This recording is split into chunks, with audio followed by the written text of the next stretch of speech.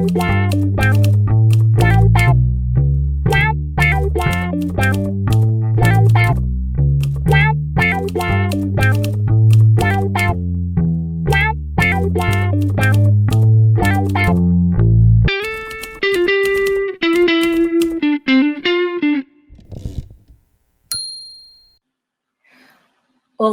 sejam todas bem-vindas e bem-vindos à nossa conversa sobre literatura. O tema que eu vou trazer aqui hoje é Lendo Juntos, Coletivos Literários, Clubes de Leitura e do Livro. Eu sou Monique Franco, sou atriz, palhaça, escritora e também faço parte da coletiva Teia, que é uma coletiva de mulheres que se reuniram para fomentar a escrita feita por mulheres. Mulheres que escrevem, apoiando mulheres que escrevem. E dessa junção, dessa coletiva, surgiram vários temas que a gente sempre foi conversando. Nós somos atualmente um grupo de 6 mulheres e nós estamos desenvolvendo alguns temas. E dentro dessa conversa, né, sobre os temas, surgiu essas, né, de como nascem as coletivas. E uma das pessoas que estavam lá, que estão lá com a gente nessa coletiva, uma das mulheres, pesquisava esse tema sobre as coletivas. Então, a gente decidiu trazer aqui, né, nesse formato, para a gente poder bater um papo um pouco sobre essa criação, né, da onde surgem os clubes literários, da onde surge essa ideia, né, das pessoas se reunirem para ler, sobre falar sobre literatura. E isso vem num momento onde as livrarias, né, estão sofrendo um grande impacto.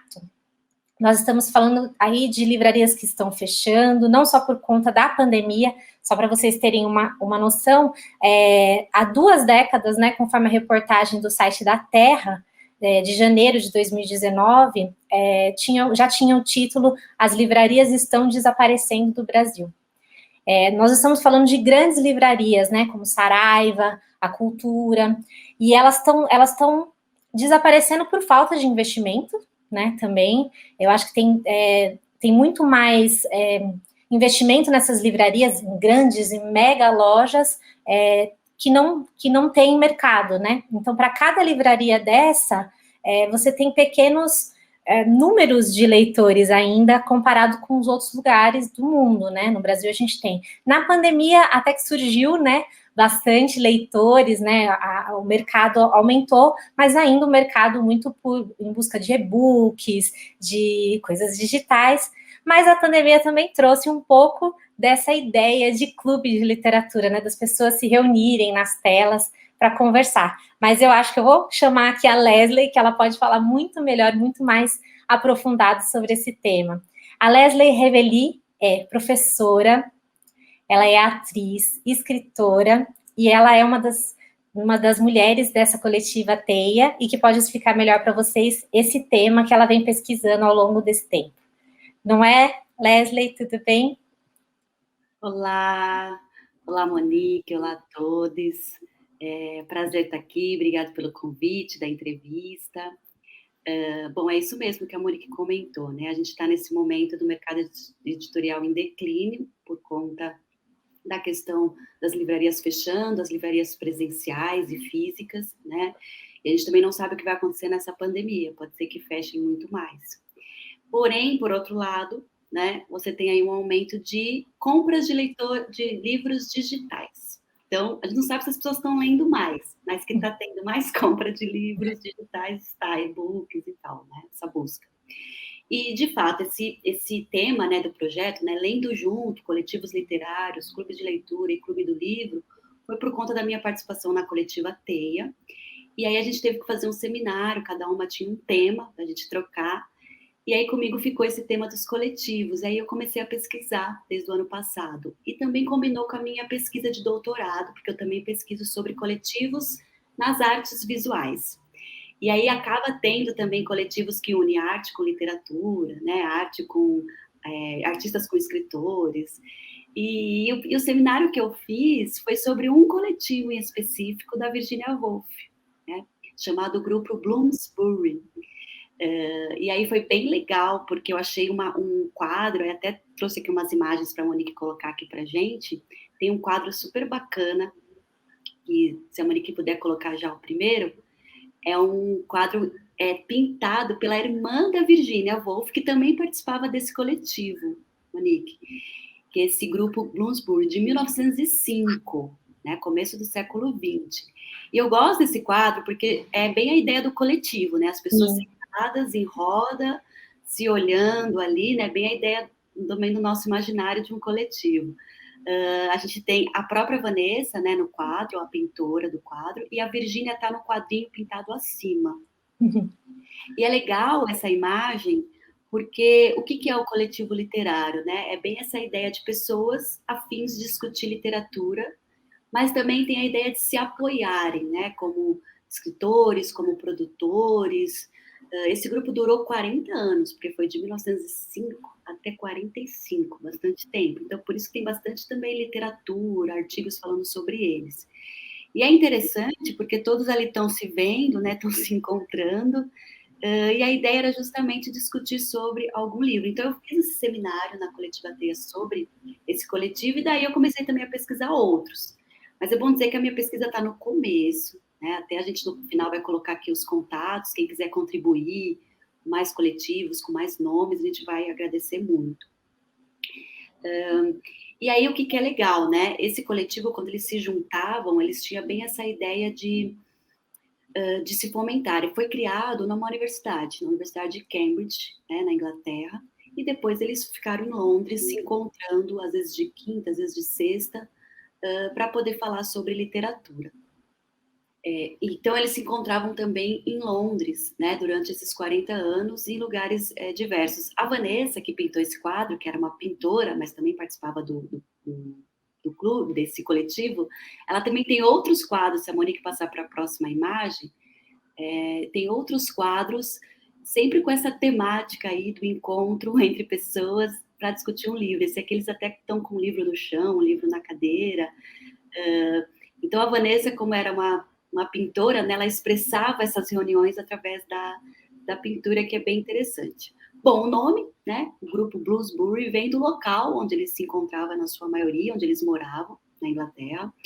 Totalmente informal, super multidisciplinar, porque na equipe tinha escritor, economista, advogados, pintores, produtores, enfim, tinha uma área assim bem eclética de funções, mas assim, devido ao tempo que eles ficaram juntos, né, de lá saíram muitos escritores também. E é interessante porque o histórico um pouco desse livro, desse grupo, eu tirei do livro do Domenico De Masi, que chama Emoção e Regra, que ele fala de grupos criativos do século XX. E aí tem um capítulo só desse grupo.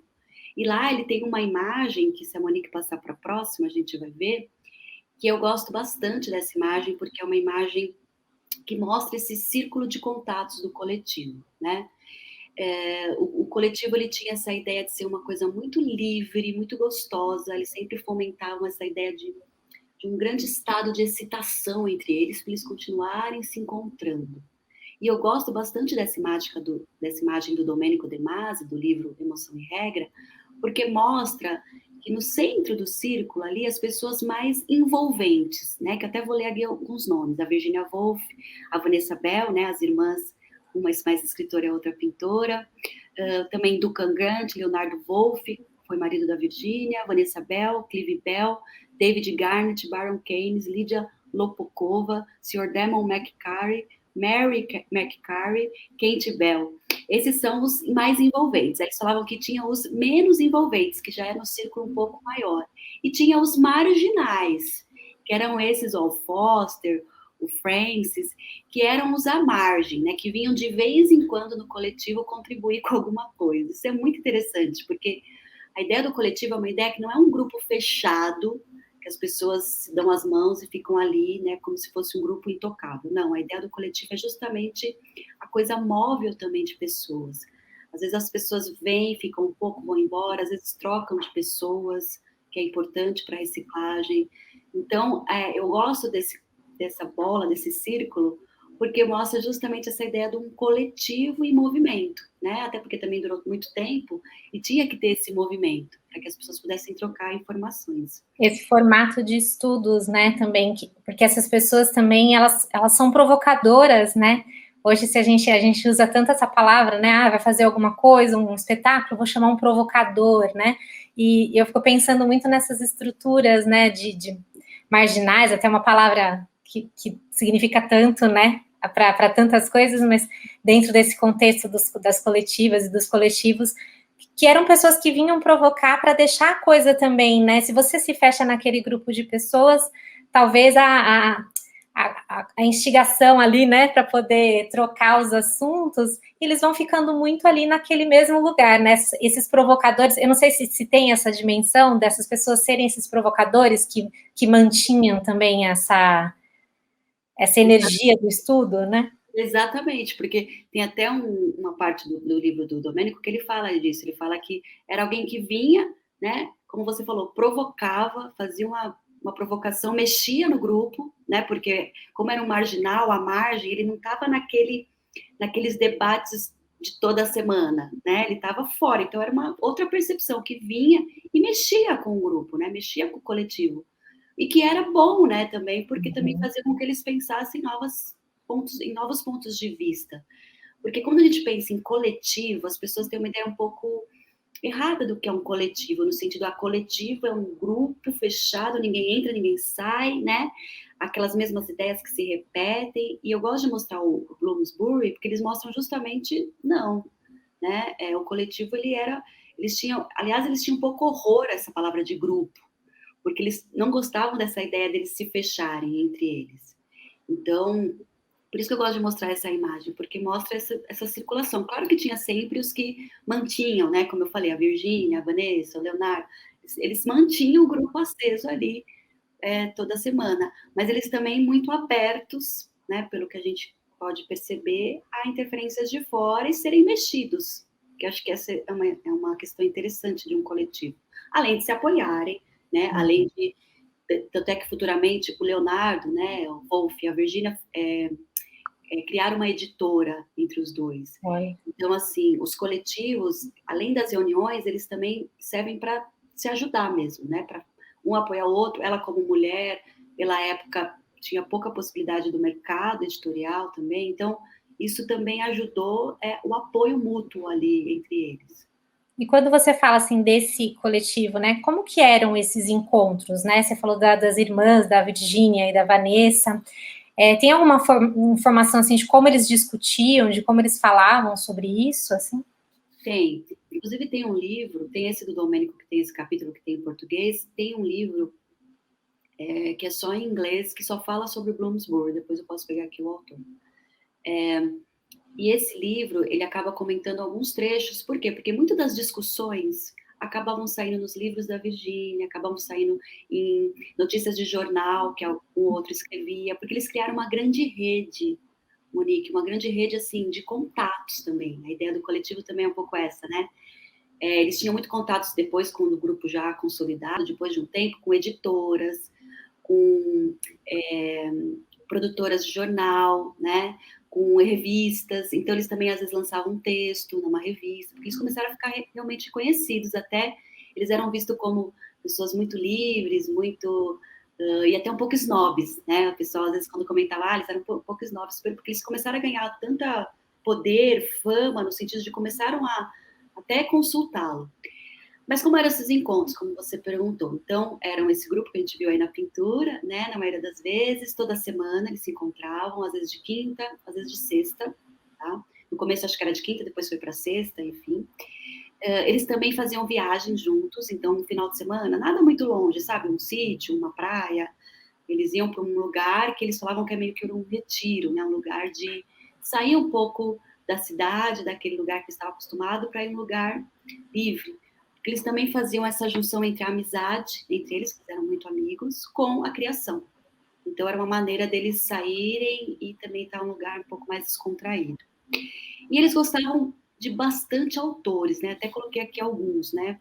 Por exemplo, o Moore era um autor que eles gostavam muito. O Moore tinha um princípio da ética, né? Que era você combater as coisas que você não acreditava de forma pacífica, sem ir para briga, assim. Então, eles tinham o princípio ético do confronto, do conflito.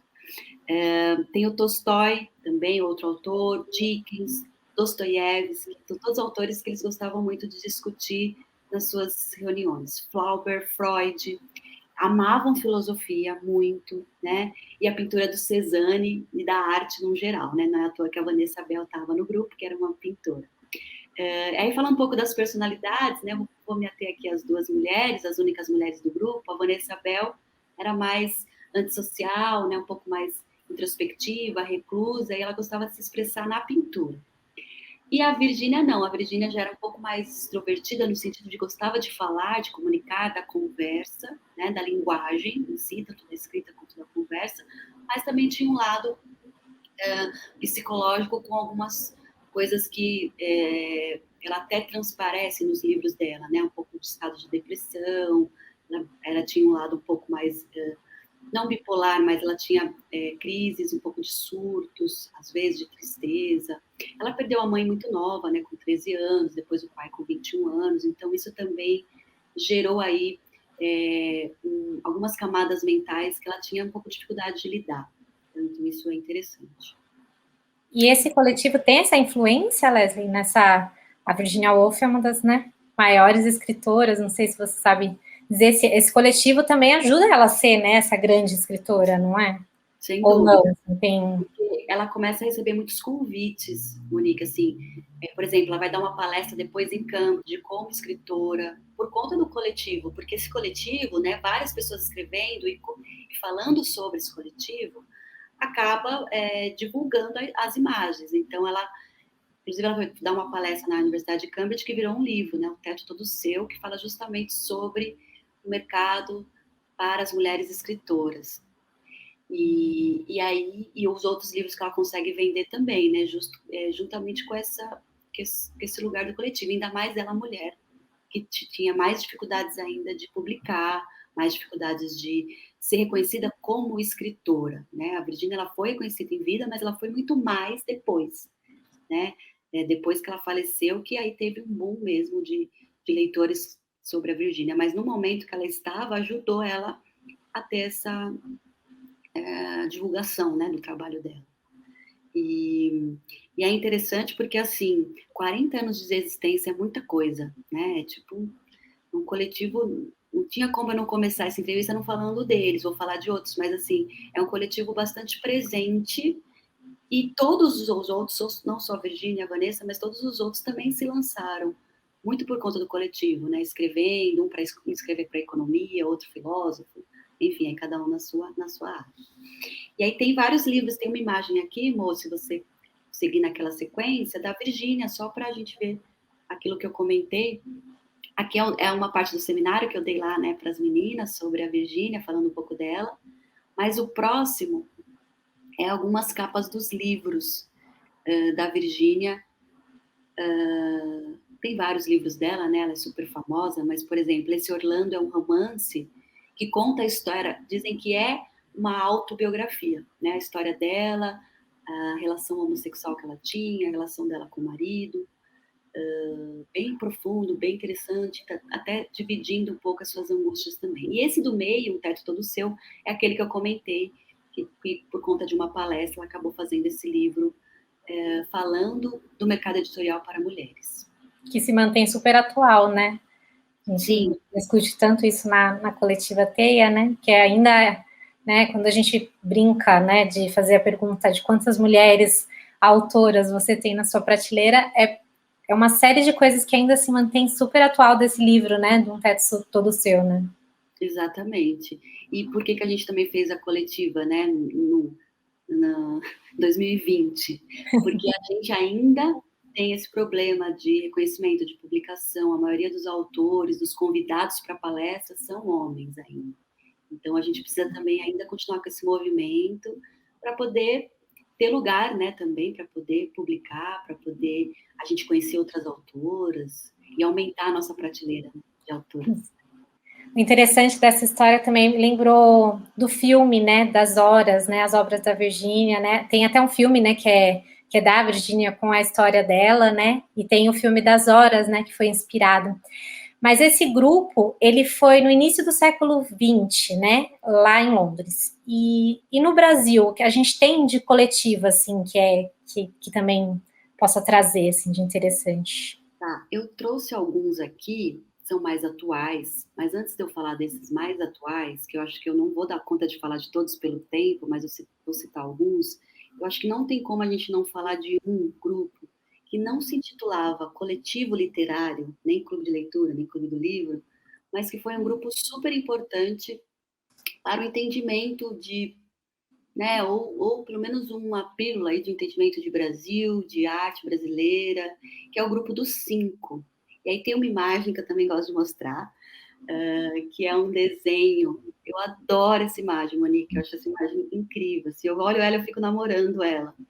É uma imagem dos cinco, né? Tarsila do Amaral, Oswald de Andrade, Minotti Del Picchia, Mário de Andrade e Anitta, provavelmente Mário e Anitta no piano, Oswald e Menotti no chão, já acho que discutiram, conversaram, comeram e já estavam dormindo, e a Tarsila toda jogada no sofá. Mas eu gosto dessa imagem, que mostra muito essa ideia de um grupo de, no caso aqui, intelectuais, artistas, pintores, né?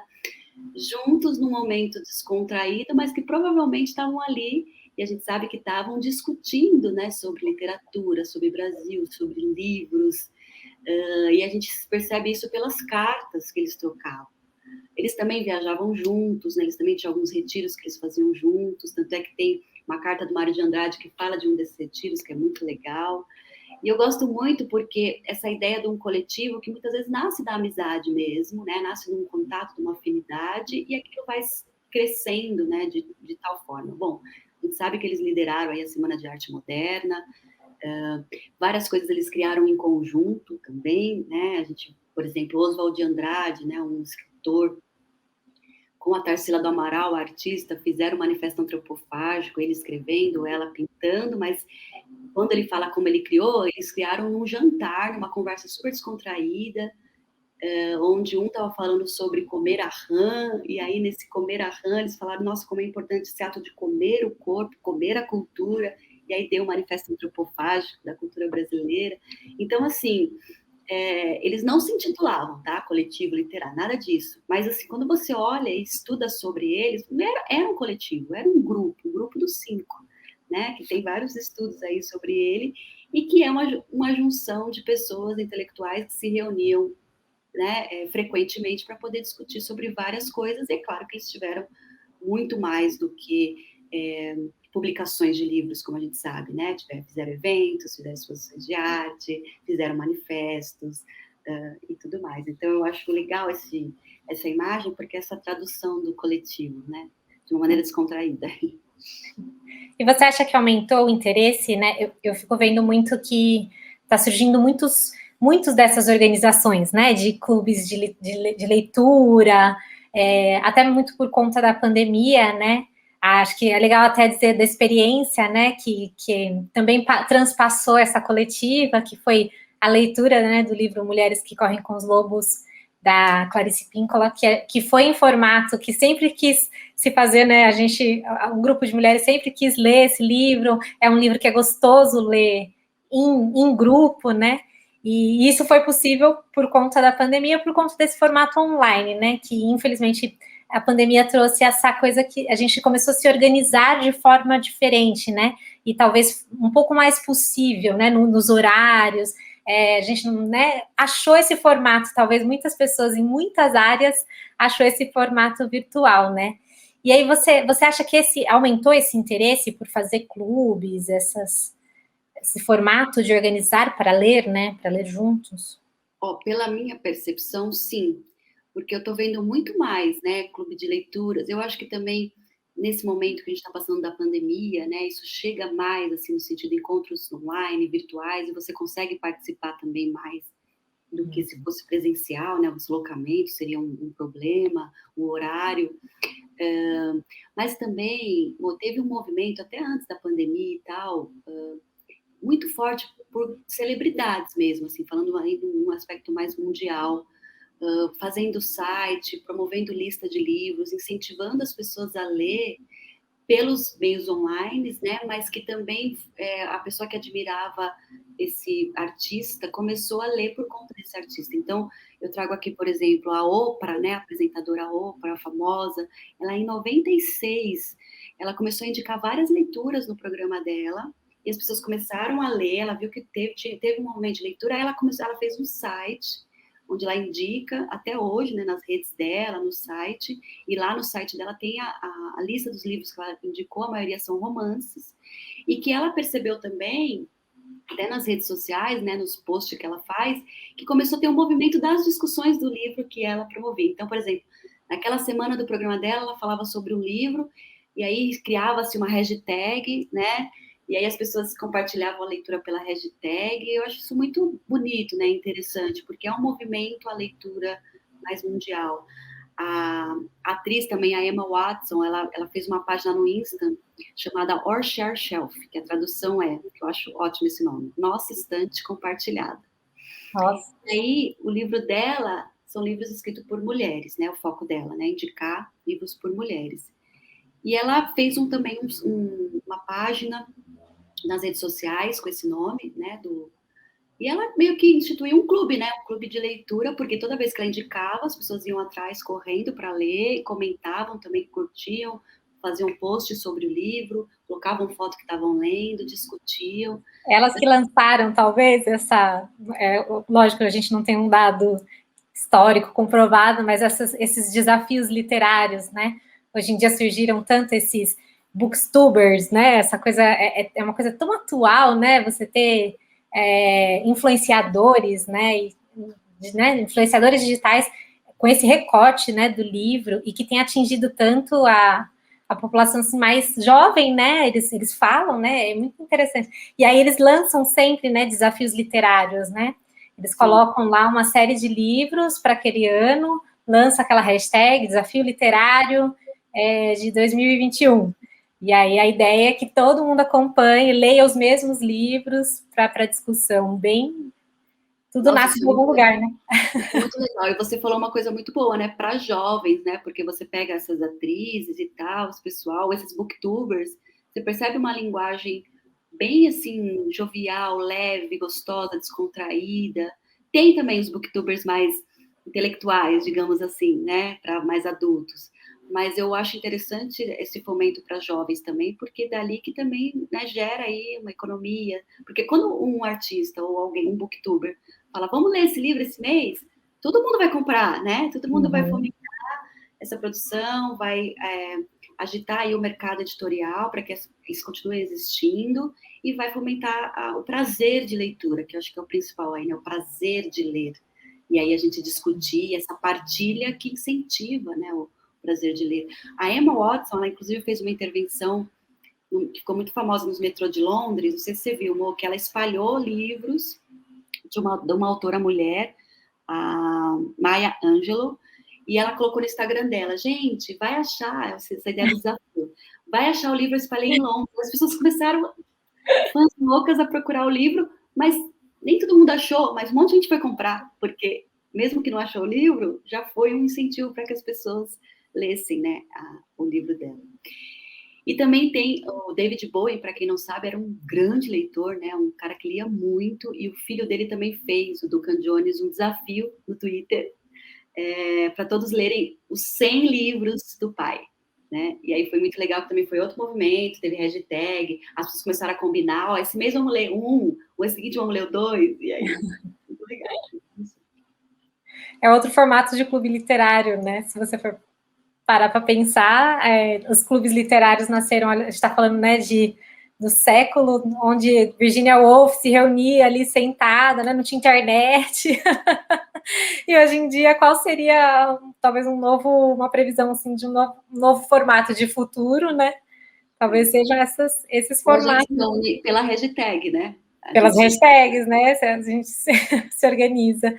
Você falou um pouco desses formatos de leitura coletiva, acho que a leitura é algo tão pessoal também, né? Algo tão individual. Não sei se você quer falar um pouco sobre essa leitura mais individual ou você já quer entrar um pouco sobre esse lugar das leituras, de clube de leituras do Brasil mesmo, né? Eu acho que é importante dizer assim, até um pouco, talvez seja o momento, as diferenças, né? O coletivo, a gente sempre viu a leitura, e aí até coloquei aqui algumas imagens, se a Monique quiser dividir, como algo muito sozinho, né? Esse daqui é um quadro do Almeida Júnior, brasileiro, Então, a leitura ela é um processo individual, sozinho, solitário, tem essa parte, né, de você ler ali, você sozinho, com uma mesinha ou na sua cama antes de dormir, você passar para outra também, né, um pouco esse imaginário, ó, esse aqui é do Renoir, ela lendo sozinha, esse imaginário da leitura solitária, ela é presente e vai continuar acontecendo, a gente vai continuar lendo sozinho, faz parte, né, esse processo solitário, introspectivo do leitor. Se você passar, tem mais, acho que 2 também lendo. Mas, assim, o que é interessante? O coletivo literário, acho que até aí, acho que não tem mais, ele já tem uma proposta da partilha, né? Uma vez que você leu, né? E o coletivo, ele é até mais do que um clube, ele é um apoio, né, mútuo, de pessoas que se encontram gradativamente e que resolvem ali se apoiarem como intelectuais, escritores, como grupo e tal. Clube de leitura, né, são clubes que acontecem periodicamente e que sempre muda o livro, são clubes de leitura. Então, cada mês pode ser um livro diferente. E clube do livro, às vezes, é um conto mais pontual, né? Eu vou me reunir sobre esse livro, essa época. Foi o que aconteceu comigo em 2020, a Monique também participou, que a gente resolveu, né, por conta até da pandemia, por conta de uma vontade anterior, a fazer um coletivo, fazer um clube do livro sobre um livro específico que foi Mulheres Correm com os Lobos, da Clarice Píncola. E foi bem interessante, porque a gente combinava, né, a cada semana seria um capítulo, foi um processo muito intenso, né, de 6 meses e tal, e a gente leu o livro inteiro, e assim, a minha experiência foi maravilhosa de ter um clube do livro, uma reunião periódica, e foi muito legal, porque começou com um grupo de amigas, mas foi aumentando esse laço, né? De repente a gente tinha gente do Canadá, dos Estados Unidos, ali participando dessa discussão, que envolvia coisas pessoais, com partes do livro, a gente lia trechos, a gente chorava, a gente ria, e aquilo, assim, eu tenho certeza que se não fosse esse clube, eu não teria lido o livro inteiro, e a percepção do livro seria outra se eu lesse sozinha. Então foi um processo assim muito gostoso, ao mesmo tempo intenso, porque, enfim, é um livro de psicologia que fala sobre as camadas da mente, né, o feminino, então entra com coisas muito pessoais, mas é que foi fundamental a gente fazer um clube, né? Aí eu vi como é importante eu sair de mim, né, e ver o ponto de vista da outra, e eu fiquei com vontade de ler o livro de novo várias vezes, o que é muito legal isso, porque eu li o livro e falei, nossa, mas eu não tinha visto por esse lado, aí eu falei, não, eu quero ler de novo. Então o livro, ele ganha outras expansões, né, da consciência, assim, sobre a sua interpretação. É bem interessante, porque eu, por exemplo, eu já tinha lido esse livro, tanto é que eu fui até ali mais ou menos a metade com vocês, né? E ele é um livro bem intenso, né? E foi muito interessante os capítulos que eu pude acompanhar em coletivo, né? Em coletivo ali, porque já tendo feito a leitura, né? Quando de forma individual, sozinha, né? Num processo até de puerpério, que foi bastante forte também ter contato com esse livro nesse momento, né? Puerpério é esse momento pós, né? Quando você dá a luz, né? Esse momento depois. E aí foi muito interessante mesmo isso que você traz, né? De você ter essa percepção em coletivo, né? Disso, né? Desse tema. Eu acho que essa ideia dos clubes, né, de leitura e do livro. Às vezes tem esse que a gente fez, né, uma coisa informal, amizade, e aquilo foi se expandindo. Até uma coisa um pouco mais pontual, que eu participei também no Clube do Livro de um grande amigo meu, Marcelo Maluf, que é um escritor, e ele promoveu um Clube do Livro pela editora pela livraria Lugar de Ler, e aí você pagava, né? Então eu paguei o encontro, um mês antes ele deu qual livro a gente ia ler, e aí eu falei, eu vou fazer porque eu estava afim de ler alguma coisa diferente. E aí eu li o livro, foi do livro da Rosa Monteiro, A Ridícula Ideia de Nunca Mais Te Ver. E aí foi interessante porque foi uma outra proposta, tinha um mediador, que era o próprio Marcelo Maluf, né, um escritor, um conhecedor da linguagem, da literatura, que ele foi nos provocando, ele foi colocando questões, ele foi meio que colocando foguinho nos debates, e aí lá tinha gente que eu nunca tinha visto, então foi uma outra experiência, mas foi muito legal também, porque eu também, a minha percepção do livro fez assim, né? Meu Deus, não tinha visto por esse lado, que interessante, também fiquei com vontade de ler de novo.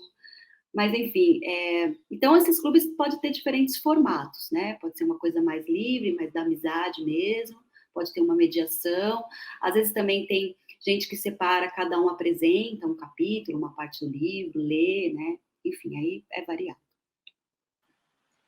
Então, acho que agora a gente podia trazer um pouco desse contexto do Brasil, né? Desses coletivos, dos que aconteceram aqui no Brasil. Você tem alguma coisa desse apontamento, mais desse recorte do Brasil também? Tenho. Eu tenho alguns que vou trazer aqui, alguns com indicação, tá? De pessoas que eu conheço. Mas lembrando que, né, a gente traçou a diferença entre coletivo literário, clubes de leitura e do livro, também tem os clubes de assinatura, que é uma outra coisa, que às vezes confunde, porque o clube de assinatura já é, né, essa quantia mensal que você paga e aí você recebe uma obra, né, indicada por uma equipe de curadores, pessoas especialistas da área, e o que é legal é que o clube de assinatura vem uma surpresa, você não sabe o que você vai receber, normalmente também vem um brinde, né, que você também gosta. E aí, a partir desse clube de assinatura, eles também fazem clubes do livro, também fazem clube de leitura, até para fomentar o livro que eles mesmos promoveram. E isso está surgindo também bastante aqui no Brasil. Tem muitos, né? Às vezes a própria editora promovendo isso, às vezes a própria livraria, às vezes para os próprios escritores, enfim. E aí eu quero comentar aqui de alguns. Tem um que eu achei muito interessante, que é o Leia Mulheres, de Recife, tá? Que surgiu por conta de uma inspiração em 2014 de uma escritora chamada Joana Walsh, que propôs um projeto, uma hashtag, Read Woman 2014, Leia Mulheres 2014, que consistia em ler mais escritoras. E aí, em 2015, um ano depois, Juliana Gomes convidou amigas, Juliana Leuront, não sei se eu falei certo o sobrenome, Michelle Henriques, para transformar a ideia dessa escritora em algo presencial, em livrarias, né, e editoras no Brasil inteiro. Para vocês terem uma ideia, hoje o projeto ele ganhou o Brasil inteiro, é um projeto bem sólido, bem interessante, né? E se você quiser fazer esse clube, né, na sua cidade, no seu lugar, é só você mandar um e-mail para elas, que elas mandam todos os direcionamentos, elas dirigem de fora, elas fazem toda a organização sem intermediários, assim, é elas e a pessoa que quer fazer isso no seu bairro, na sua cidade. E é bem interessante, eles também têm o site, que vocês podem entrar, tem também as redes sociais e tal. Tem clubes do livros que também são fomentados pelas instituições, por exemplo, o Museu do Amanhã lá no Rio tem um clube do livro conhecido, né, que atua, hoje está de forma virtual e tem parceria com a editora, com a livraria Blocks. Por exemplo, em fevereiro agora de 2021, eles discutiram um livro de maneira online, mas eles sempre discutiam presencialmente antes, mas agora está online, que foi Frankenstein, né, da Mary Shelley. E aí eles fizeram a discussão de forma virtual, de graça e tudo mais. Tem também o Traça, né, da Clarice Galvão, também de Recife, que prioriza a produção feminina, né? Eles vinham sendo, que conforme a Clarissa, né, essa produção que vem sendo silenciada pelo cânone literário, né, por conta desse privilégio aí de produções mais de autores. E aí ela resolveu combinar o interesse dela de sociologia e literatura, né, para poder promover o Traça, que são encontros também, clube feminino, né, do livro. E aí, entre mulheres, para saber mais, tem lá o site da autora, né, Clarissa Galvão, e lá ela também coloca quais vão ser os próximos encontros e tudo mais. E também, Mo, tem as livrarias e editoras, que eu acho que elas também promovem, até para fomentar esse mercado editorial, clube de leitura, clubes do livro, e eventos, né, para poder fazer isso. Então, por exemplo, a belíssima livraria que eu acho linda, biblioteca, desculpa, do Parque Vila Lobos, não sei se você já foi, Mo, é lindo lá. É lindo, assim, uma livraria linda, uma arquitetura linda. E eles promovem com a parceria da Companhia das Letras, porque às vezes esses clubes de leituras têm parceria com as editoras até para promover, vender, né, e ajudar as editoras aí. Eles realizam mensalmente um clube do livro e atualmente está online. Então está acontecendo, mas está online. Você faz uma inscrição antecipada, né? E abril agora vai ter né? Abril de 2021.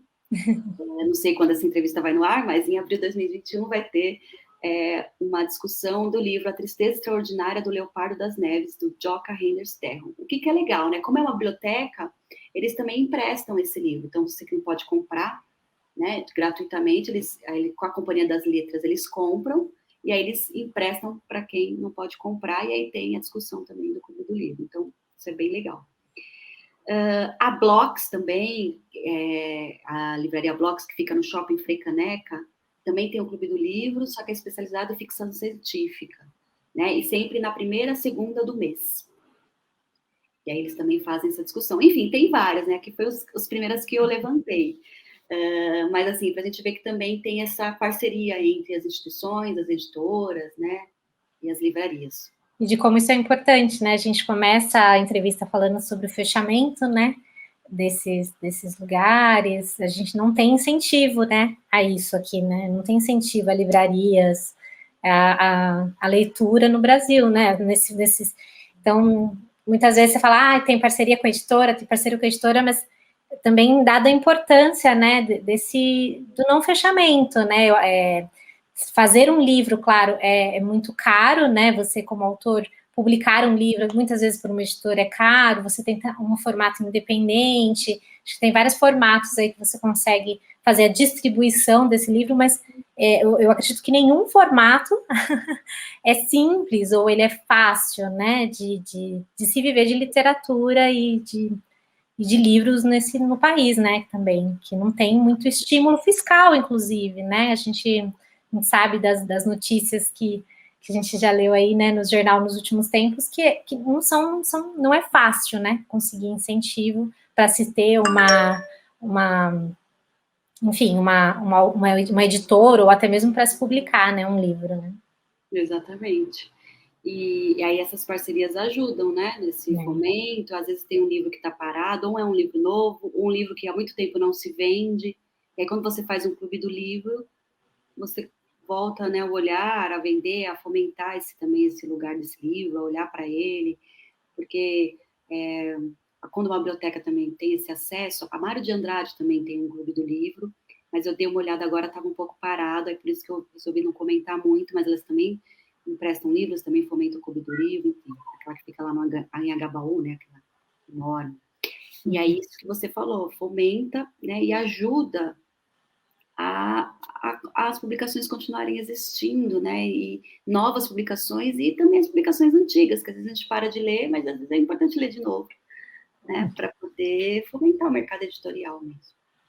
Leslie, você trouxe bastante, né, algumas livrarias, algumas coisas que são centrais, né, são mais centrais, e a gente está ainda no recorte, talvez São Paulo, né, também, que é importante, né, essa entrevista vai também para outros lugares, né, mas e as periferias? Tem alguma coisa assim que você trouxe? Você tem alguma perspectiva das coisas que acontecem nas periferias?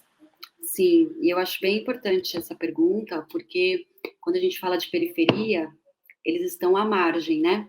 Aquela coisa dos marginais. E aí, se a gente está falando de dificuldade editorial para quem, de alguma forma, tem acesso a uma livraria, uma biblioteca, comprar um livro, você imagina quem está na periferia, que não tem livraria, não tem bibliotecas, né?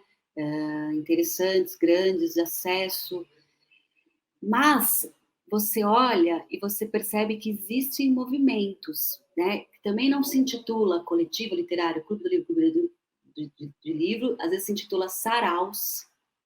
E aí eu trouxe aqui uma tese bem legal do Lucas Amaral de Oliveira, ele defendeu na FEFELESH, que chama Experiências Estéticas em Movimento, Produção Literária nas Periferias Paulistanas. Por que eu fui nessa tese? Porque ele faz um levantamento, né, de coletivos, de saraus, de grupos que fomentam a produção literária nas periferias, e que é muito importante, porque nesses lugares precisa muito mais de um trabalho colaborativo, né? Precisa muito mais, porque quando que um escritor na periferia, para ele conseguir publicar, é mais difícil o caminho, é menos acesso, né, a editoras, a questão financeira.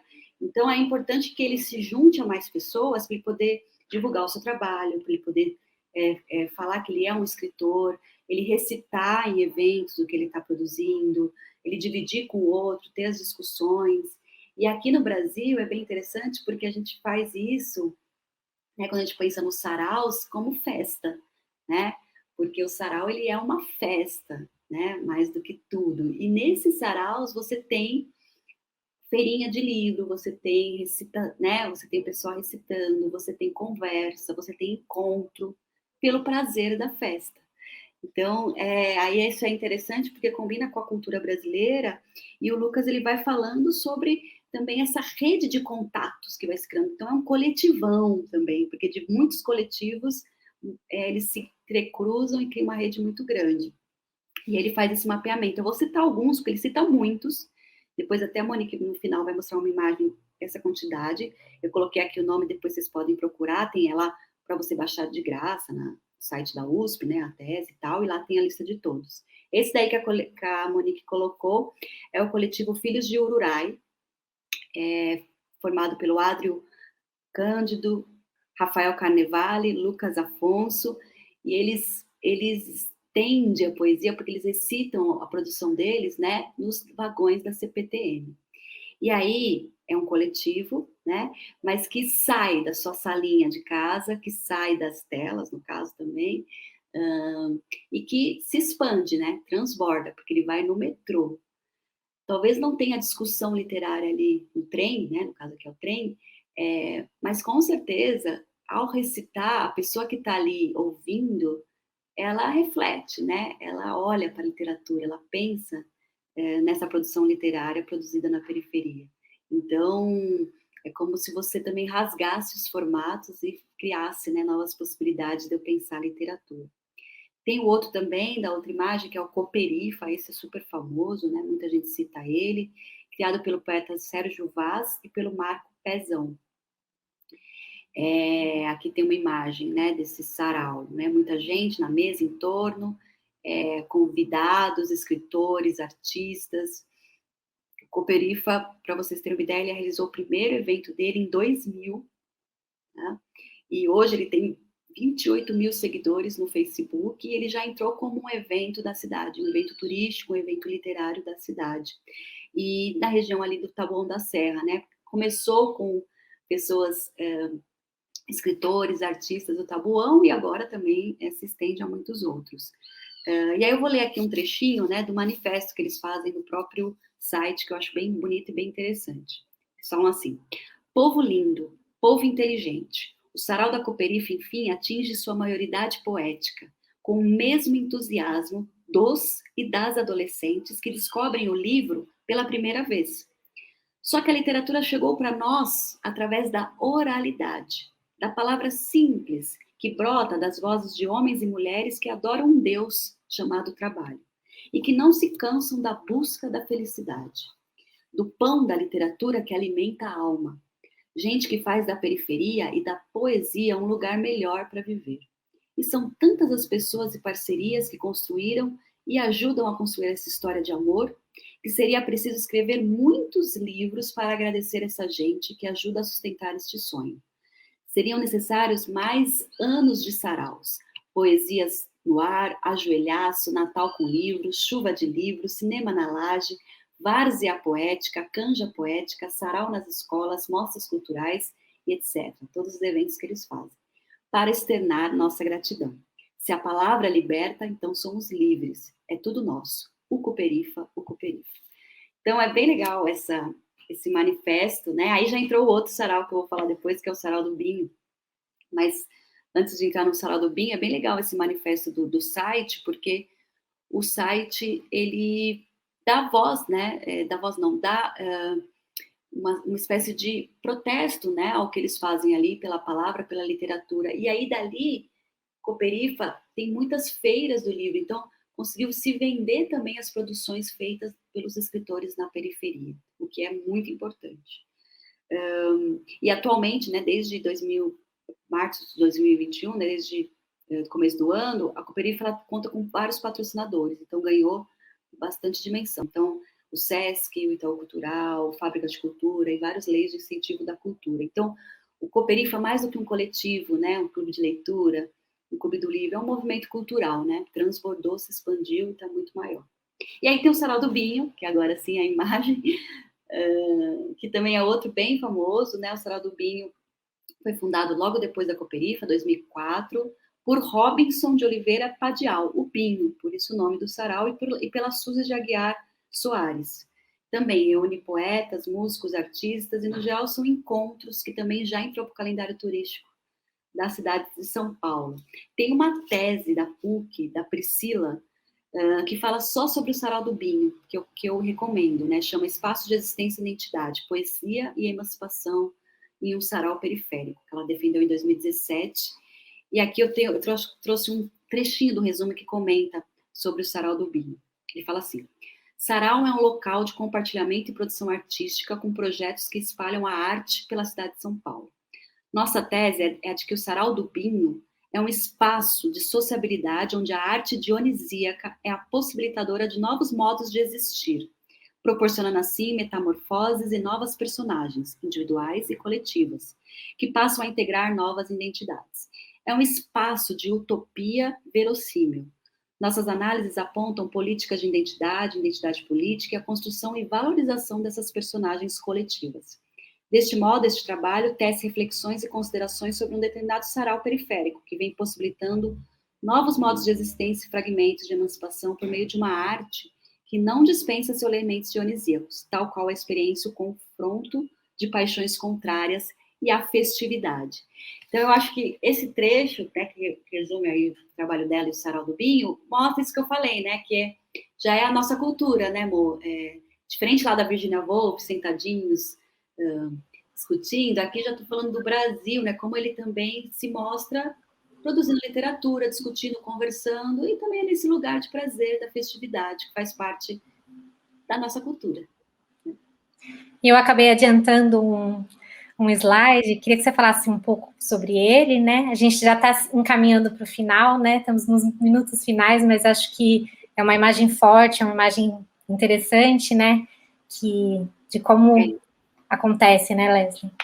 Como que acontece aí, no caso, a rede desses coletivos. Então, aqui o Lucas, que ele fez a tese sobre os coletivos da periferia, ele acaba fazendo esse rizoma aí, esse sociograma que ele chama, desses encontros dos coletivos. Então, ele fala do Salão das Pretas, ele também fala do Islã, ele fala de outros coletivos que não deu tempo de eu comentar aqui, e como eles também se cruzam entre eles também precisam se conhecer e se apoiarem. Então, ele vai cruzando nomes, né? Quem faz com quem já fez eventos, quem participa de mais de um, e aí ele fez esse grande sociograma de coletivos entre coletivos, que eu acho muito legal mostrar, porque também é importante até para a gente perceber que existe esse movimento e ele tem força. Queria agradecer, Leslie, não vai dar mais tempo para a gente falar muita coisa, mas queria muito agradecer, eu acho que foi muito, muito legal. É muito legal também terminar com isso, né? Para dizer que é isso, né? As redes, elas vão se emaranhando, né? Num grande fio, né? Num grande apoio, né? À literatura e aos autores e ao fomento, né? Da literatura, não só no Brasil como no mundo, né? Agradecer muito, muito obrigada pela entrevista. Adorei. Tem bastante referência, a gente vai tentar deixar, né? Passa seus contatos para o pessoal também, quiser saber mais. Então, minha rede social é meu nome, né? @Instagram Leslie Reveli, como está escrito aqui, tudo junto. Facebook também está dessa forma. E também tem o da Coletiva, né, amor? Isso, da Coletiva vocês podem encontrar a gente também no Instagram, @acoletivateia. Tem também o nosso site, www.acoletivateia. Lá tem um monte de coisas bacanas. A gente está com um podcast também literário chamado Lambi Lambi. Estamos no Spotify, quem quiser. Queria muito agradecer, Leslie, mais uma vez, muito obrigada. Essa entrevista ela só foi possível por conta do edital PROAC Expresso Lab do Estado de São Paulo, e a arte aí sendo fomentada, e agradecer muito. Até uma próxima. Obrigada, Leslie.